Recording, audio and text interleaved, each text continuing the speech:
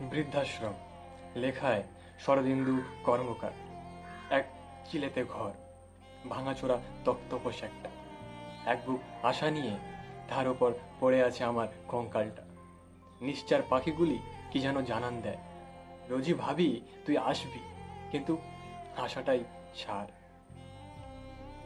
এখন মস্ত ফ্ল্যাটে সন্তান সহ তোর দাম্পত্য জীবন, তুই তো ছোট্ট নেই রে আর। তোর এসির মতোই আমার বৃদ্ধাশ্রমের জানালা দিয়ে শীতল হাওয়া আসে, শুধু আমার ঘামটা শুকোতে পারে না। এতে আমার কোনো কষ্ট হয় না।